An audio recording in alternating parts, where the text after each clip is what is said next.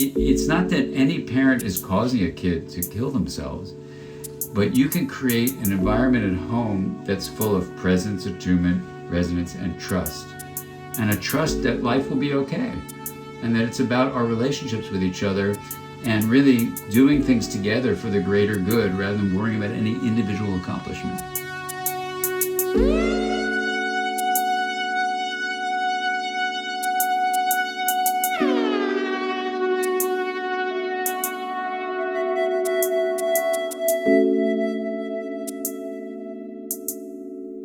Welcome to LOVELINK, your guide to relationships in all forms. We're your hosts, Sina Simon and Simone Humphrey.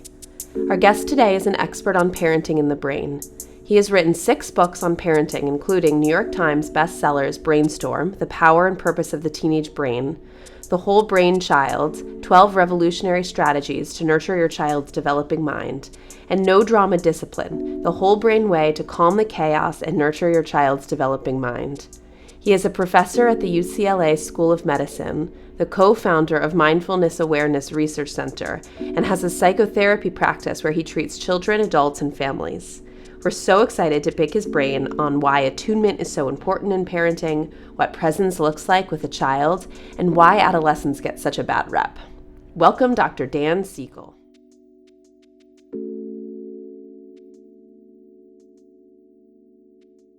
So thank you so much for taking the time to do this interview. You're welcome. And we were wondering what made you get into parenting as a topic that you wanted to help people with? Well, let's see. I think the first thing that wanted me to get into parenting was the challenging experiences I had being parented as a kid. And that led me to pediatrics. And then when I switched to psychiatry and then to child and adolescent psychiatry, it was clear that, what parents did made a huge difference.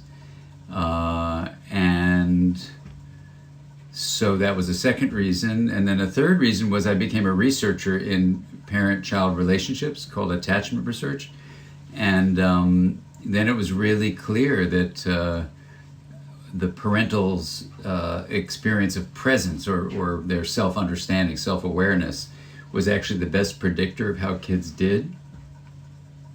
So then it became a really exciting moment to start focusing on parents increasing their self-understanding. And then I guess the next thing was just it seemed like the larger issue was that parents were raising kids to be the next generation of leaders, and the world is in such dire straits that in a way it's like working with educators, who are helping sculpt the minds of the future. Parents are the first teachers, so then that was another reason to do that. Yeah.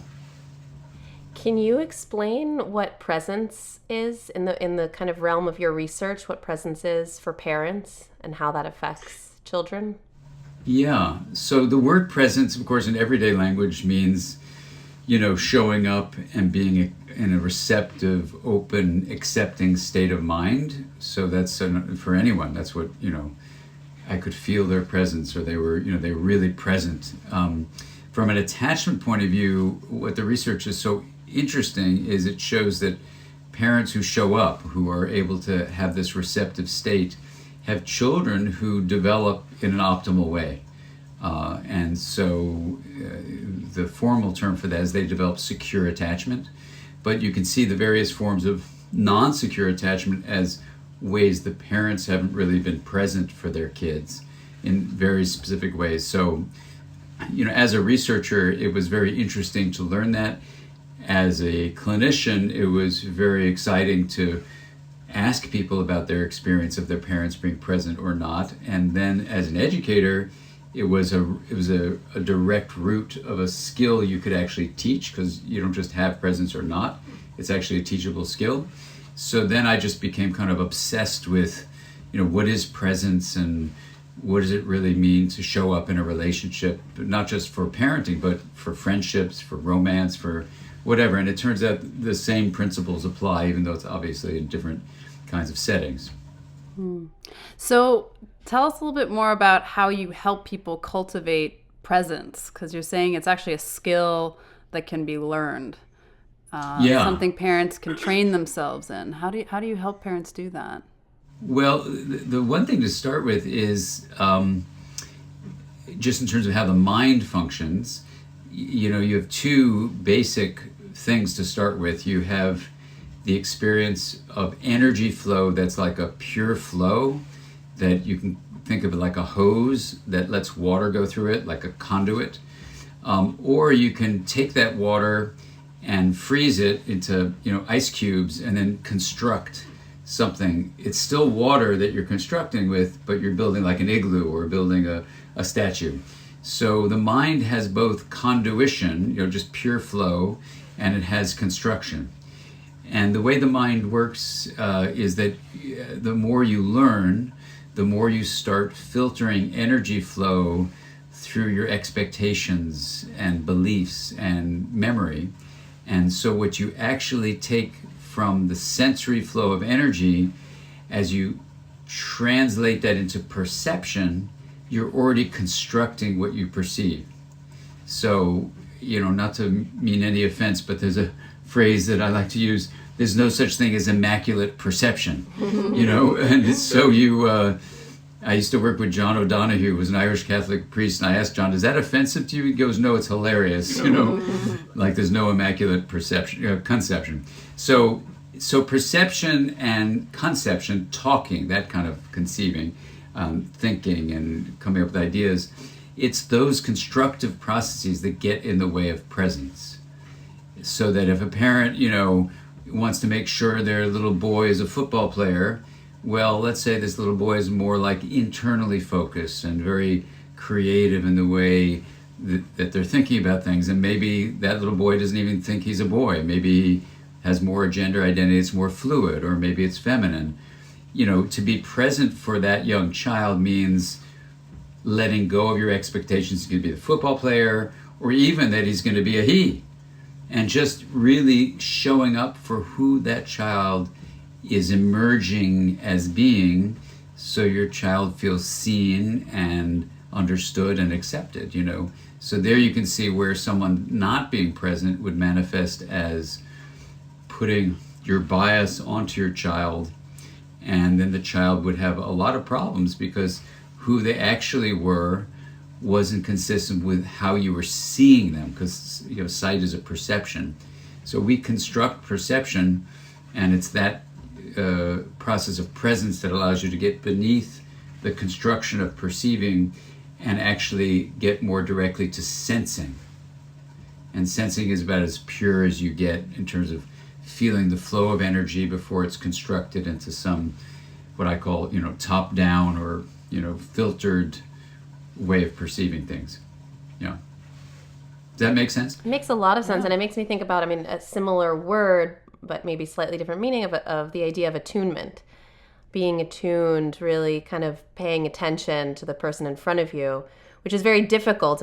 We recently both have children, and there's a moment, at least that I had, where I had to recognize this is a separate person. Mm-hmm. Yes, she was a baby, and so knowing when to feed her, knowing when she needs to sleep, there's this sort of sense of this kind of extension of myself, but also that she's this separate being, and to pay attention to kind of not my anxiety or what I want from her, but what she needs. Yeah.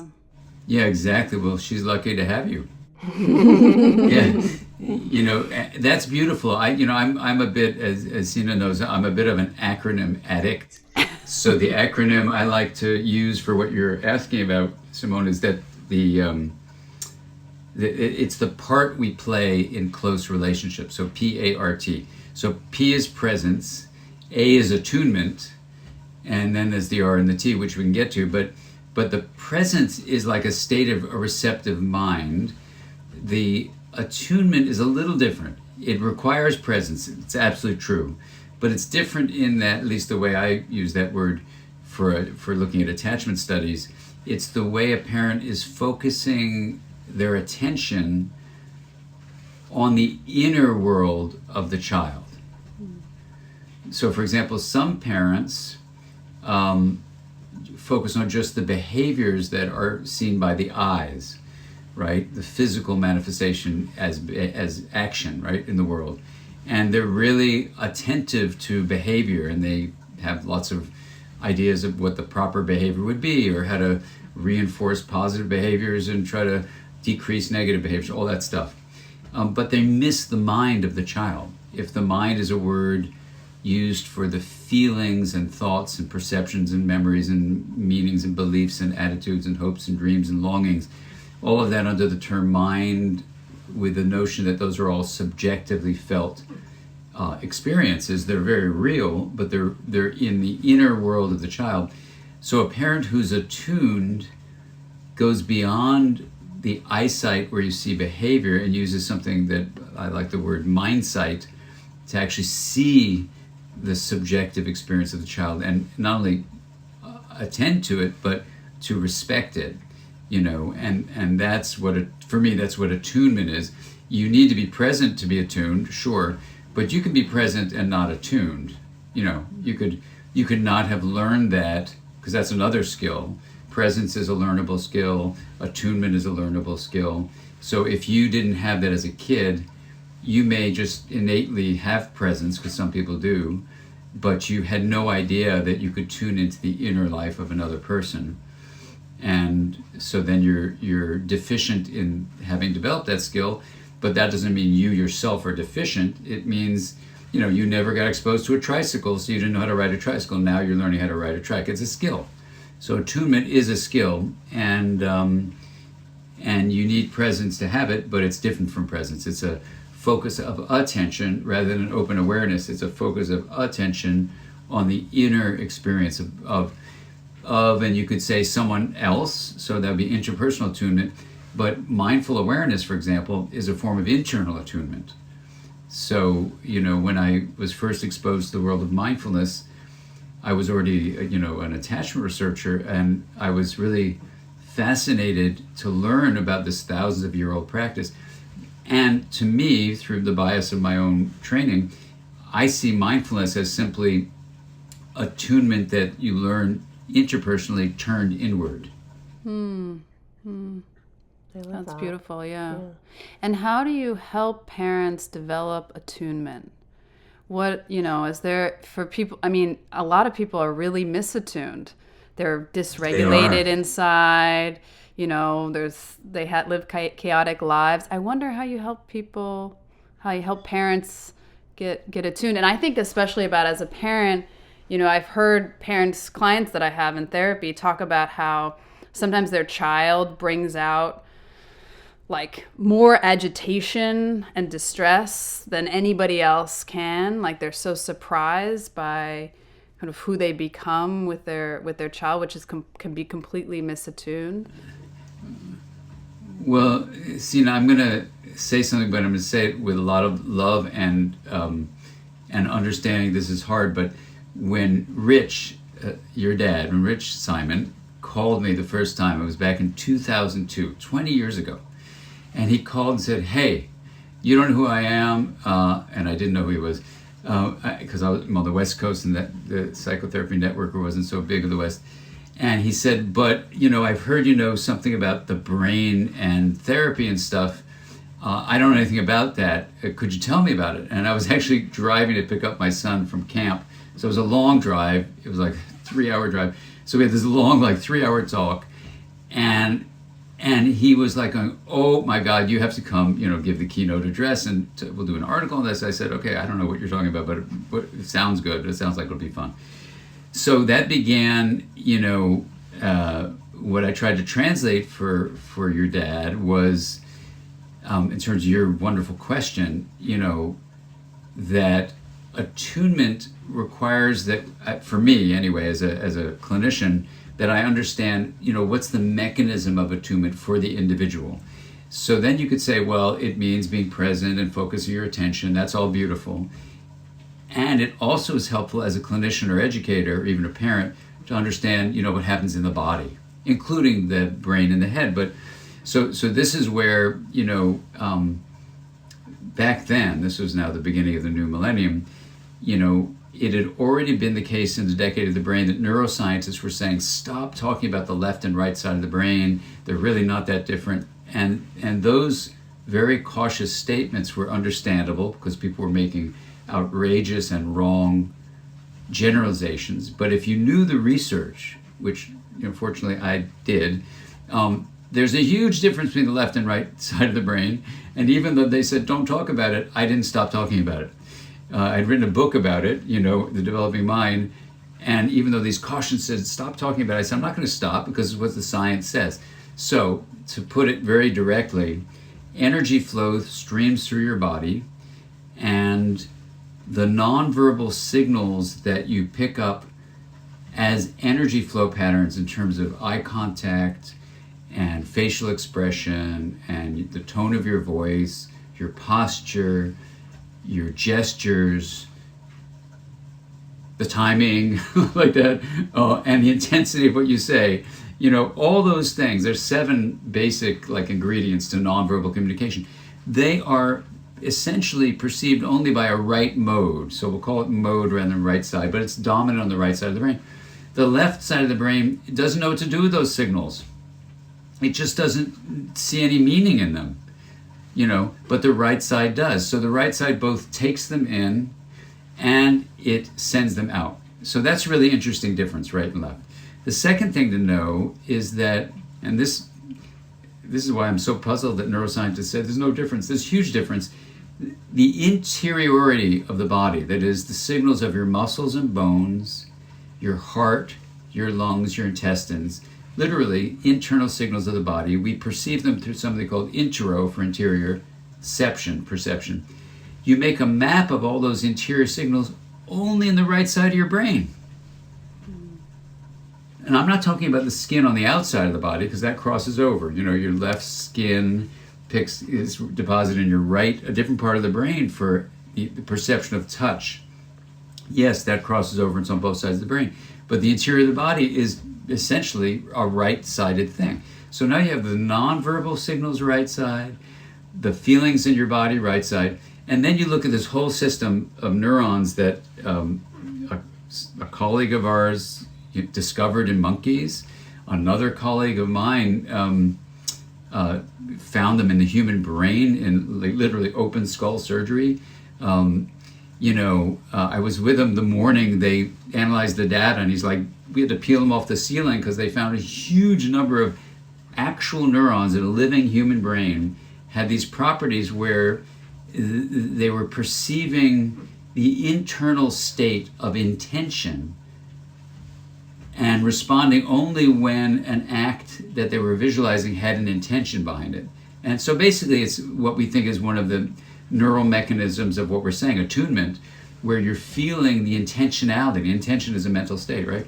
Anyway, these are called mirror neurons, the mirror neuron system. Some neuroscientists think they don't exist. Some people say, oh, you're so trendy, you're talking about mirror neurons. But if you talk to the scientists and look at their research data, these properties where you're mirroring perception and action in a single neuron, and these single kinds of neurons are in a system called the mirror neuron system. Anyway, I say all that because it gives us the inner mechanism to say the body is like an antenna. And through the right hemisphere, you soak in these nonverbal signals of others.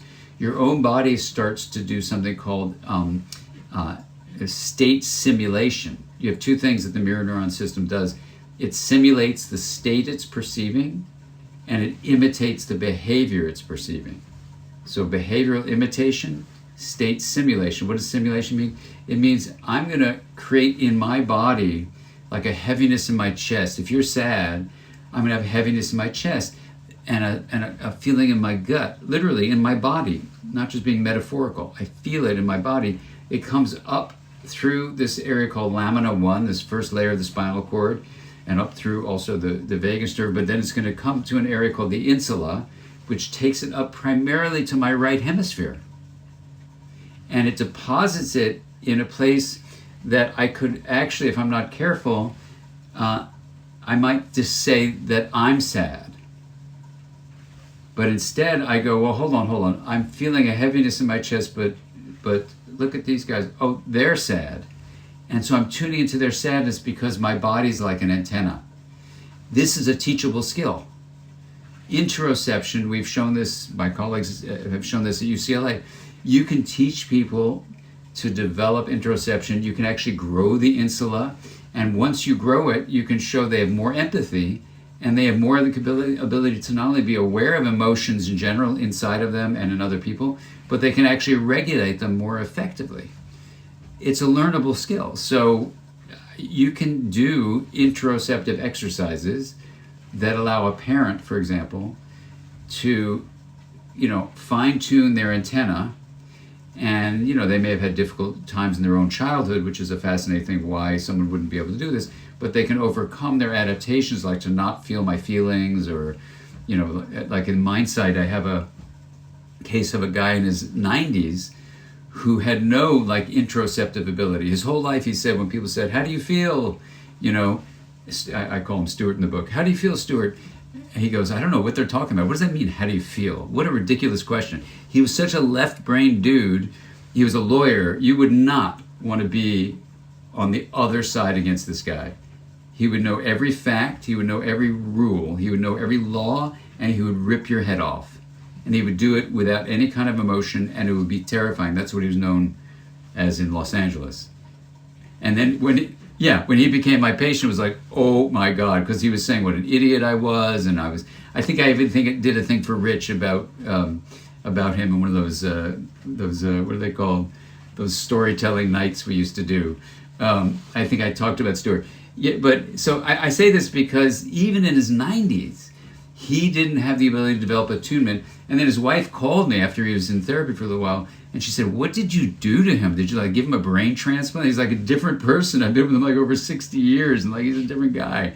And so we can assume that was true. I mean, we didn't do a brain scan, but so that's why I feel very excited and confident about the issue of neuroplasticity.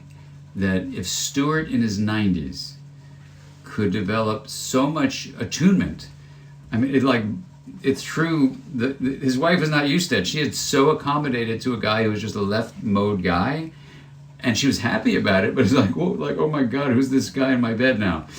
So anyway, it was very cool to experience that. It's a very hopeful message. I know. It's a good well, story. This is the thing. Yeah, the message is when you learn about neuroplasticity, the brain's change in response to experience, and then whether you're an educator or a therapist or even just a parent listening to us, then you go, okay, where attention goes, neural firing flows, and neural connection grows. It's that simple. Where attention goes is what the mind can do, or in a relationship you can help someone guide their attention that way, like in therapy or education. Where attention goes, neural firing flows. So you don't have to do brain surgery, but in a way attention is the scalpel, because you are now, maybe it's not the scalpel, maybe it's like the constructor or whatever, you are now building new networks that didn't exist before. So you are changing the structure of the brain in that scalpel sense. So where attention goes, neural firing flows. And here's the amazing thing. If you can get neurons to fire repeatedly, they activate genes and get neurons to grow together, make synaptic connections, or lay down a sheath called myelin, which makes them more coordinated, balanced, and faster. And so a skill is based on myelin, the production of myelin. So basically, after around 6 to 8 weeks, with the proper setting, you can get a person to develop that skill. And I remember with Stuart, there was this 2 to 3 month Utsi period. He didn't know what was going on. Something was changing. He was having trouble sleeping and all this kind of stuff. And then bam, he came up with these skills that then spontaneously started to reinforce each other, because now if we could have gotten into his brain, I'll bet you we would have shown the insula grew, because I was doing these interoceptive exercises that I can teach you how to do, and I also right hemisphere exercises. And he told me I was an idiot when we started it. He said, this is really stupid. When we were doing sort of miming stuff, emotions, and having him imitate my nonverbal communication, and all this stuff that for a lawyer who rips people apart with his words, and I wouldn't let him use words. No words. It's all embodied, So because the body's an antenna, you can cultivate the antenna and develop attunement. That's lovely. Yeah. So what is the benefit of attunement for children? Like once you help these parents cultivate this skill and they are attuning to their children and they're able to kind of cultivate this empathy, what's the effect on a child who has an attuned parent? That's the R. There's the R. The resonance. So when a child has a parent who's learned to be present for them, and then next step attunes to them, focuses on the inner life of the child, then there's no better way to say it than a patient of mine who I know her name, I can see her in front of me. When it was my first long-term patient, she got better and I had no idea why, because I didn't do anything my supervisors told me to do, because what they said to do didn't make any sense to me, so I just didn't do it. So I let my patient sort of guide the way in her treatment, and anyway, so when she was done with her therapy, and she was a graduate student going on to do postdoc work somewhere else, so I said, and I made this up, but I didn't tell her I was making it. I said, at UCLA, we always do exit interviews, which we didn't do, but she goes, oh my God, that's such a great idea. I said, yes, UCLA has these great ideas. And she goes, what's an exit interview? I said, well, we talk about what the therapy was like and what was the most effective. She goes, oh, that's great. She goes, you know exactly what was effective. And I said, yes, I know exactly, but how would you word it? I had no idea what she was going to say. And then she paused, she looked me right in the eyes, I can feel it like it was yesterday, and she says, never before in my life have I ever had the experience of feeling felt by you. And I went, oh my gosh. Feeling felt is what resonance does.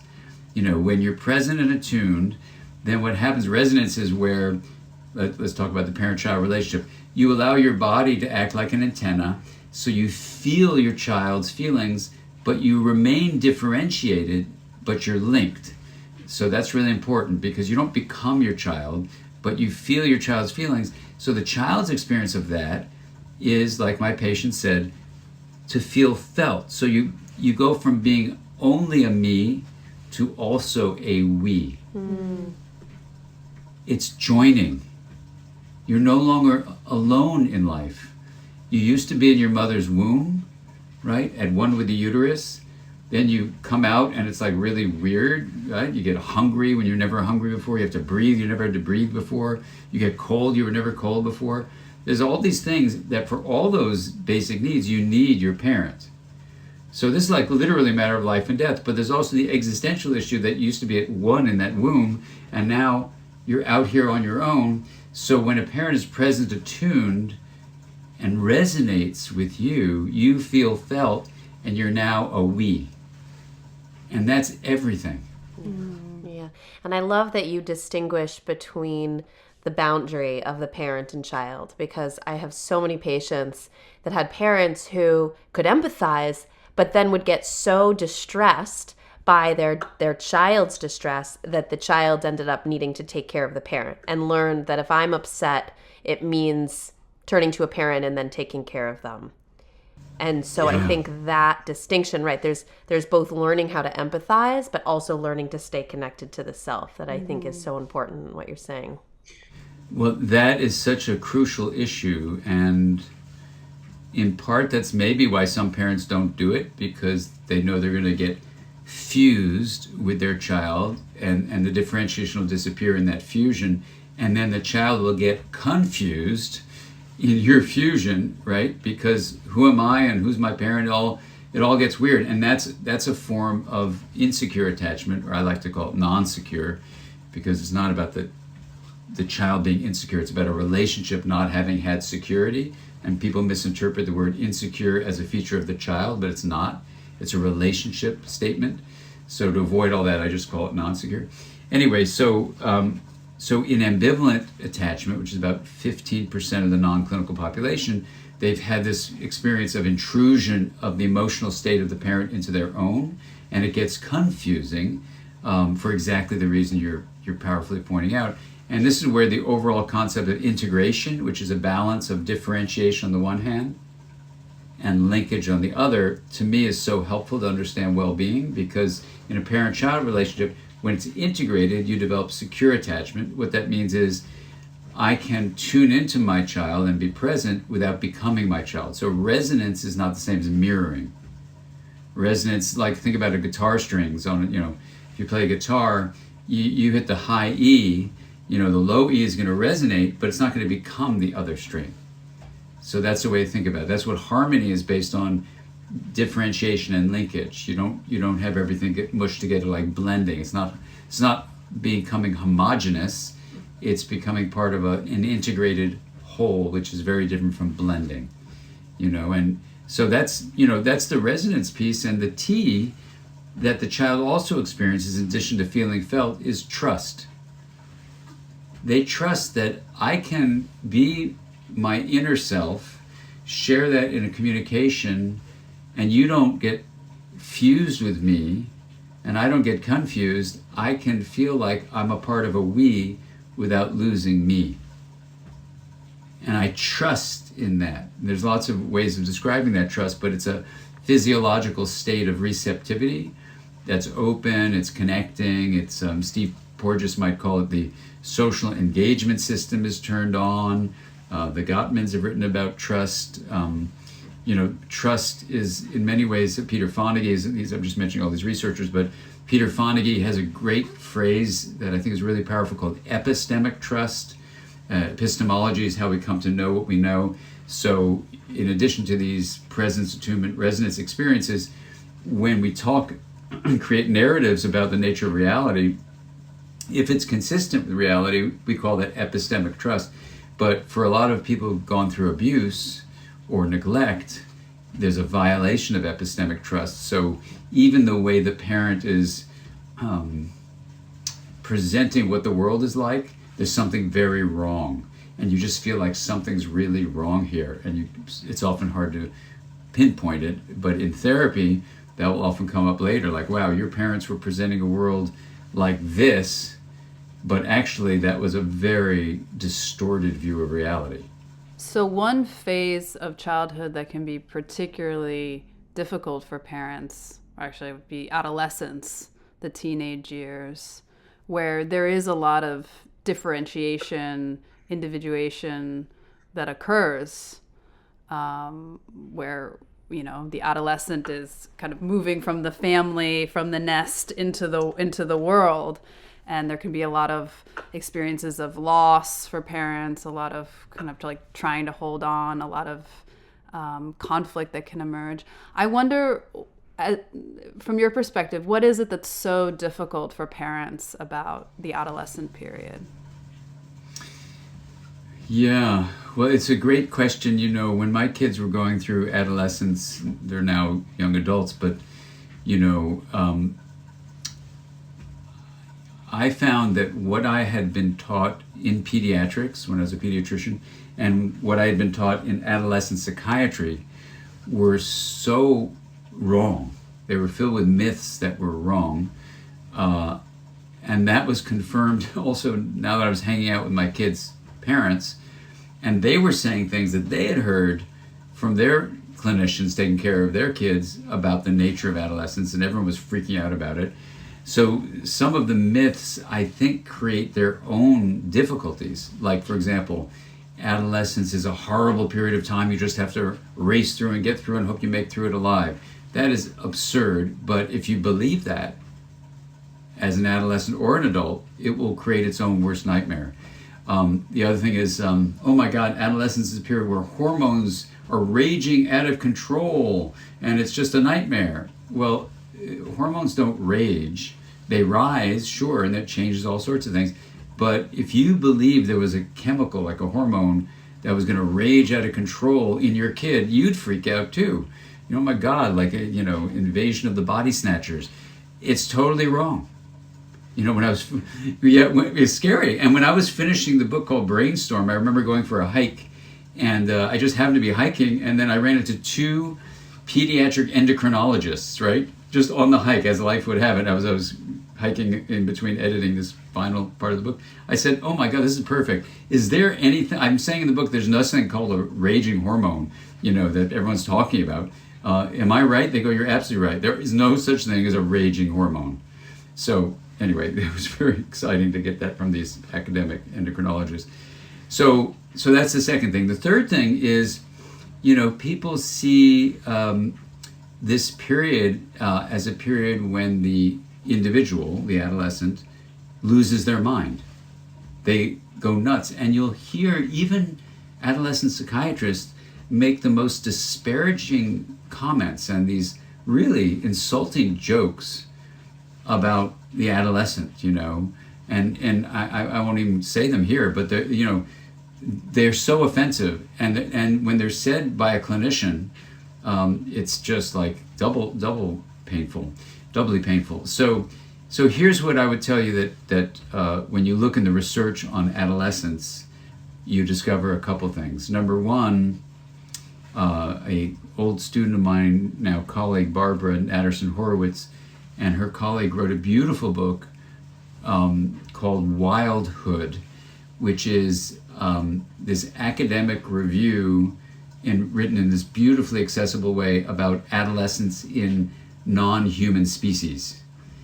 So all sorts of animals, including lobsters, have an adolescent period. Okay, so it isn't just that we in modern times have made up this period of between childhood and adulthood. It actually is a very real animal thing. So what is this thing? Well, you can first define it as a necessary developmental period that goes between childhood dependency and adult responsibility. And it's not just, oh, too bad we have a transition, as some parents say, put these kids in a freezer and let them come out when they're done. No, it's actually an incredibly fantastic period of time. As Lawrence Steinberg wrote, after Brainstorm, he wrote this beautiful book. He's one of the world's experts in adolescent brain development. The Age of Opportunity, for educators to read. And we came to what was great was we came to the exact same conclusions, even though we did it independently. So it was like fantastic to meet him. And what the idea is that, and here's an acronym for you, there are remodeling changes in the adolescent brain. So the first thing that is new is that the brain in the first dozen years of life or so is making new connections based on what it's learning. So it's soaking in like a sponge, what is the world like? But then starting around pre-adolescence, and let's just use the number 12 as just a slight orientation, but culture can determine the timing of the onset of adolescence. Between 12 and mid to late 20s is the adolescent period. So it's not the same as teenage years, and it's not the same as puberty, by the way. The onset of adolescence can happen before puberty. It usually happens around the time of puberty, or it can happen after puberty. Puberty is the development of sexual maturation. So it's not the same as that. It's a remodeling of the brain where the brain has accumulated all these connections among these neurons, and then it starts to kill them off on a use it or lose it basis, where stress increases that, what's called pruning, the parcellation, or the loss of connections, and even some neurons get lost. And when I teach in middle school and high school, and I tell the kids this, they kind of freak out. They go, oh my God. I said, but the good news is where attention goes, neural firing flows, and neural connection grows. It's up to you which connections you want to keep. So if you just want to do video games all day long, you're going to have really good connections for your hand that's controlling the mouse. Go for it. I said, it's your choice. I said, but if you want to have other things like social skills, like writing in a journal and writing poetry, reflecting on things, learning a musical instrument, learning a foreign language, you can do that too. But hey, I'm not going to tell you what to do. You're an adolescent, and so part of your job is to push away from adults. I get that. So I'm not going to tell you what to do, but I'm going to give you information and you make a decision. So this is what Brainstorm was, a book I wrote for adolescents themselves to read, and so the acronym in that book still is true based on the science. It's the word essence. So you say, what's the essence of adolescence, that, in terms of your question, that makes it so challenging for parents? The first is the emotional spark, and that's basically a kind of passion that adolescents have. And a lot of adults, as I said in one high school, I said, why do you think adults are kind of, acting the way they are? And one of the kids in the back is this big gym, and he's in the bleachers. He raises his hand. I have an idea. I said, what's your idea?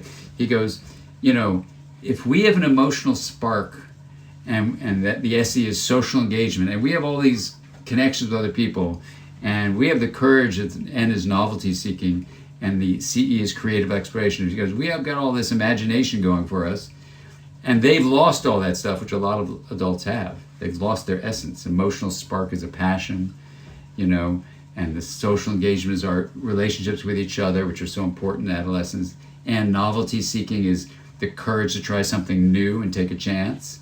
Adults often have lost that. And CE is creative explorations, having an imagination to think about not just how the world is, but how the world could be, and maybe even how it should be.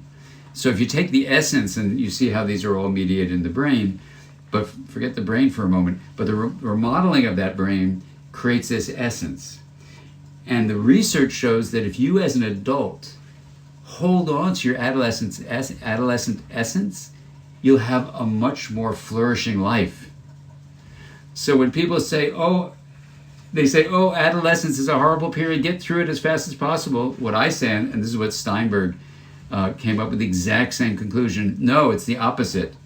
You hold on to your adolescent essence, and you take on adult responsibility, so it's not you're just like doing adolescent things, but you hold on to this essence, you're going to have a great life. So the kid says, maybe the adults are angry at us because we have what they've lost, and they know it. Yeah, and sense. Everyone goes, yeah. It's joie de vivre. Right. Exactly. Well, think about going to a restaurant, right? You're with a bunch of adult friends, and then there's a table full of adolescents. Like, who's having more fun? Who's laughing? Who's crying? Who's, getting hugs? You want to go over to that table if you still have your essence going, and if you don't, you'll feel like they're just a pain, right? So I think that kid in the back row of the bleachers, I think he was right on the money. And so the good news is, you say to adults who are hearing this, you say, look, it's never too late to get your essence back. Mm-hmm. Right. The adolescence can be inspiring to adults. Absolutely. In fact, I think the future of life on Earth depends on the inspiration of adolescence. I think Greta Thunberg is showing that directly. Like adults, basically, and there's a sad story, but there were a number of suicides in a high school in the Silicon Valley, and they asked me to come up and do an intervention. So I went there, and the kids made a video of my intervention, and then they gave it to me to put up. So you can go to our website, drdansiegel.com, go to videos, and you can just watch this 2-hour meeting I had with the parents, the teachers, the administrators, and the kids, all in one room. So you'll see the back of their head, so it's confidential, and you'll see the front of my head, so it's not confidential. But you'll see me talk about the essence, but then basically parents are freaking out because these are the people who run Silicon Valley companies, send their kids to this school, and they're jumping the fence to jump in front of the train that goes from San Francisco to San Jose. Right, I heard about And then this. 2 more kids just killed themselves right before I went to that intervention. So it was, and the mother of one of the kids who just suicided was in that room. So it's a really serious meeting, and so it's heavy, so it's not like light watching, but you'll see me appeal to them with exactly what we're talking about, saying, if you are trying to guarantee a kind of certainty about what your adolescents are going to have when they launch out of your home and into this really volatile, uncertain, complex, ambiguous world, this VUCA world is the acronym for that other people use that I think is really useful. You try to grab onto certainty, saying, let's get really the best grades you can, get the best scores you can, get into the hardest college to get into that you can.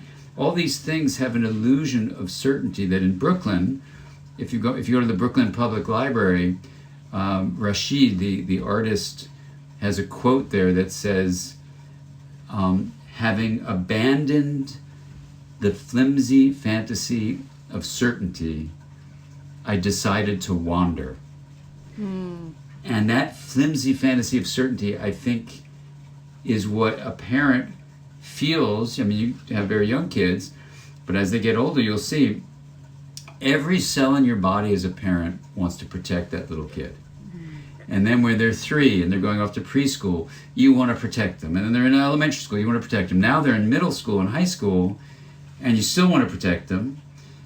And even though my kids are adults, I still want to protect them. I mean, everything I do for, climate change and racism and against racism, so to promote social justice, I'm thinking, how do I protect the kids of the world, the people of the world? But that protective instinct, where do you put all that energy when a world is really very unpredictable and kind of terrifying? Well, you want to grab onto something that has this fantasy of certainty, like, okay, get good grades, everything will be fine, and you'll be safe if you get good grades. It's not true, but at least it's a number. Like you got a B+, you got an A or whatever. I mean, so parents unintentionally hold this flimsy fantasy of certainty. So one of the moms in that meeting, she raised her hand. She goes, "Well, what do you want me to do now then?" And it was really late. The meeting went way over. I said, "Well, it's almost 10 o'clock, and your kids are given way too much homework. There's no research that shows that doing over an hour of work at home a day has any benefit at all. And they're losing sleep because you're having to do all these activities. They don't have time. They're staying up till midnight, till 1, till 2, and then they're getting up at 6 or 7. I said, so sleep is the number one thing to keep their brains healthy. So when you go home, here's what you're going to do starting now. You're going to go home and you say, sweetheart, I love you. Oh, thanks, Mom. And then you're going to say, go to bed, and they're going to say, I didn't finish my homework. You say, who cares about that? Your sleep is so much more important than homework. You'll think more clearly, you'll feel better, you'll pay attention more, you'll remember better. Go to sleep, please. I love you. But my homework, don't worry about your homework. That, and I said to this mom, I said that, and she goes, well, what if she doesn't get into Yale or something? She didn't say that, but you can see that in her voice. And I said, so what? These kids who are literally across the street from Stanford University, they don't get in, so they jump from the train. That's the metaphor. That's not the actuality of it. But the feeling is like, oh my God, I have to get into X, Y, or Z, or my life is, over. So I may as well just get it over now by jumping in front of the train. At least I can be empowered to do that. That's the sad thing about suicide. So that's what I said to the mom. And I said, it's not that any parent is causing a kid to kill themselves, but you can create an environment at home that's full of presence, attunement, resonance, and trust. And a trust that life will be okay. And that it's about our relationships with each other and really doing things together for the greater good rather than worrying about any individual accomplishment. That's such an important message. And I really appreciate, kind of a lot of what I hear you saying too is learning as a parent how to regulate yourself. And during adolescence, there's a lot of projections that we put on teens. There's a lot of worries because they're taking more risks. There's this agency that they're developing. So there's a lot of anxiety. So like presence and attunement is kind of calming those nerves. But I am also curious about how specifically with teens to show up with presence and attunement in a way that also doesn't impose or violate any of the boundaries that also feels really important as a teenager too. Yeah, well, you're naming a really important question. And let's just quote the research just to start with. This is not a happy finding. But even though the adolescent period, like between 12 and the mid to late 20s, your body is stronger and more capable of handling all sorts of assaults on it than at any other time in life, actually. Even though that's the case, you are 2 to 3 times as likely to have a serious injury, including dying by something that was caused by an adolescent. Wow. So that's not a parental myth. When parents say, oh, I'm afraid there's more danger. Yeah, there's definitely more danger. So it's really, really a hard issue to address your question. How do you set the limits and say this limit is necessary? And I'll give you just 2 stories. One is, the beautiful book, Wildhood. So there's childhood and adulthood, and they made up this term wildhood for adolescents, which is a cool name, I think. Anyway, they talk about, this finding that out in the savannah, if you're a gazelle, when you're a little kid gazelle, you're hanging out with the other gazelles in your herd, and that's all cool. If you're an adult gazelle, you're hanging out with the adult gazelles, But if you're an adolescent, you start hanging around with other adolescents, which is the social engagement piece. But here's what you do. You're out on the savannah, you find a pride of lions, and you run as close to them as you can, which blows the lions away, right? Like, here's our lunch coming right to us. You go really close to them, you look them in the eye, you take a big sniff, they get up and say, okay, it's on, and you run like heck. Now, kid gazelles don't do that, and adults would never do that. So why is an adolescent doing that? This is a good example of risky behavior, right? So the thought that the authors write about is that taking a risk like that teaches you the boundaries of what danger is all about. You've chosen when to go to that line. You see what they look like. You get a whiff. You actually learn what they smell like because now you see who's there. And you were controlling that whole thing. And you took off, right? And obviously it's an evolutionary thing, so there must be a benefit because they keep on doing it. But it's that gazelle that will be more likely to survive than the one who's just hanging out with the herd and doesn't know what a lion is. Well, they're going to be wandering around and not know what the smell is, not know what the sound is, not know what they look like, and they're going to get eaten. So what I say to parents, and it's not easy, is, and the authors of that wonderful book say it, actually, they said in their earlier book called Zubiquity, they said, the only thing more dangerous than taking these risks that adolescents take is to not take them. Because it really incapacitates their movement into adulthood. Now you take a deep breath, you say, yeah, but those gazelles were not driving cars while intoxicated. They weren't doing all sorts of, really dangerous things. So it's true. So it's like it's a balancing act. The other story I'll just tell is, a patient I have, this is not a made-up story, this is a true story. He comes to me and he goes, I'm really agitated. I said, what are you agitated about? He goes, this weekend, 3 of my friends died in a car accident. And my parents said that, after midnight, I need to come home for the party because there's nothing ever good happens after midnight. And I listened to them, so I got a ride home at midnight. And I was supposed to be in that car that left at 2 a.m. And I was going to be in the passenger front seat, and I would be dead now if I didn't listen to my parents. And this morning I was coming back from a hike, and I actually drove by the corner where those 3 kids died. And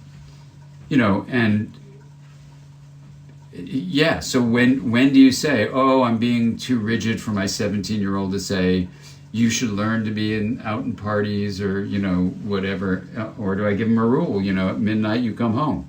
No questions asked, come home, get a cab, we'll pick you up, whatever.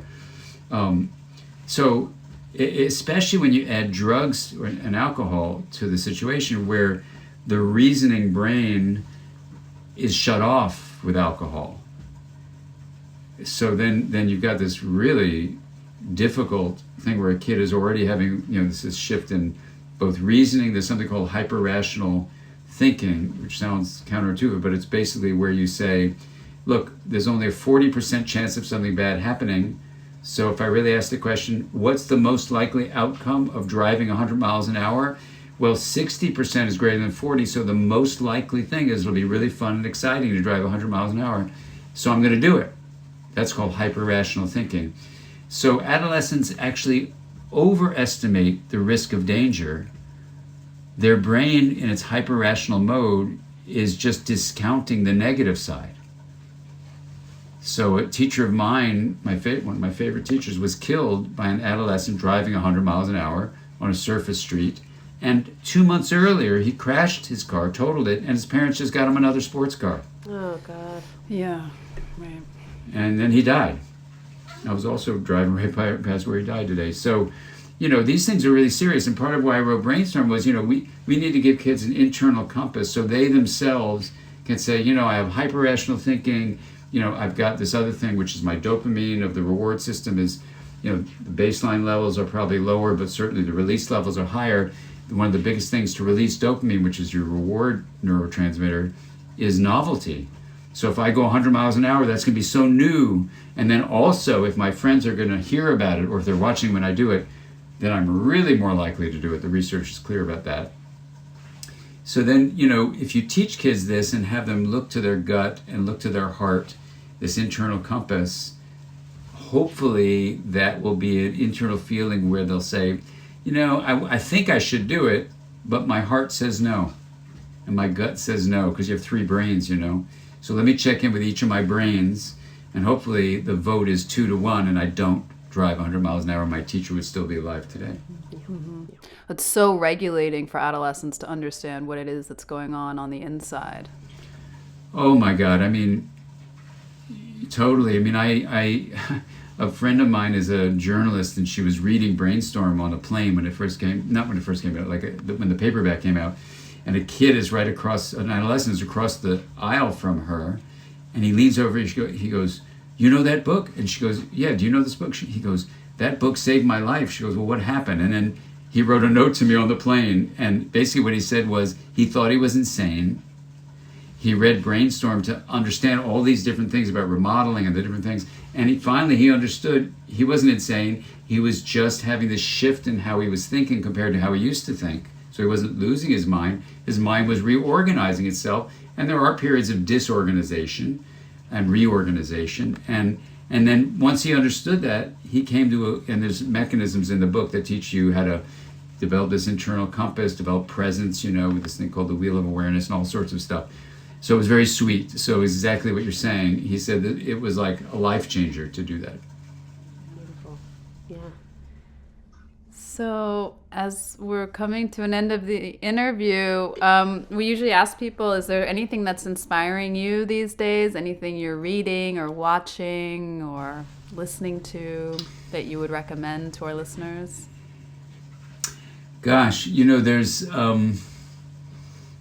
the thing that is really inspiring me lately is a lot of indigenous writings about how for thousands of years in indigenous cultures, like the Aboriginal folks in Australia or the native peoples of North America, particularly there's a book called Sand Talk by Tyson Yunkaporta, and also a book called Braiding Sweetgrass by Robin Wall Kimmerer.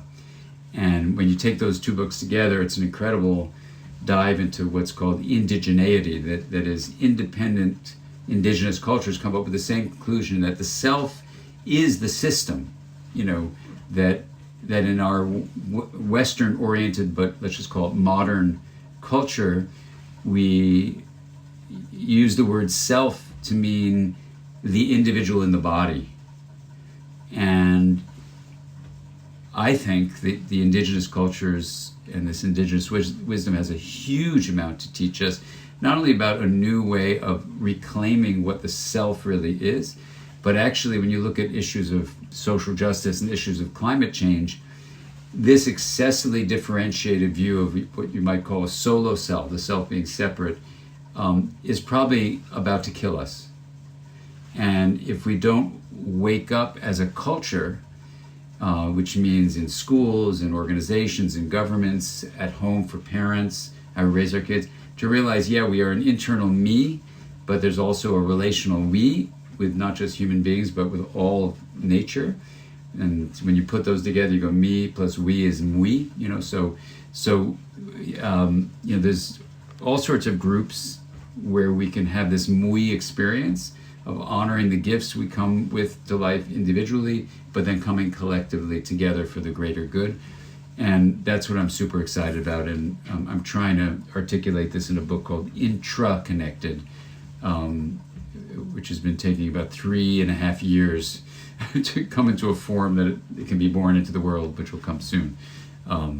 So that's what I'm very excited about, is if we can rethink what the self itself is in modern life, I think humanity might have a chance on redirecting how it's comporting itself on Earth, because the way it's going, as we see with all the things going on in this very moment, it's not good. And so that's what I'm really excited about, and I feel very optimistic about it, and feel like we can work together to try to achieve that. Yeah, it sounds so important, especially now. I think people are feeling so alone. So this idea of we and how to cultivate that is huge. Yeah.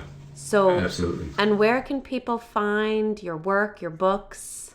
You can go to the website drdansiegel.com, and there's a linking website, mindsightinstitute.com, MINDSIGHT, Mindsight Institute.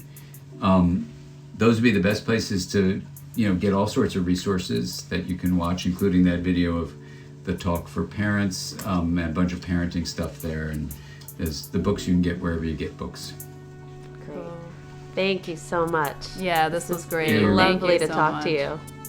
Great to talk to you. Wonderful to see you again. Wonderful to meet you. And I'm looking forward to having a connection more in the future. Yeah. Absolutely.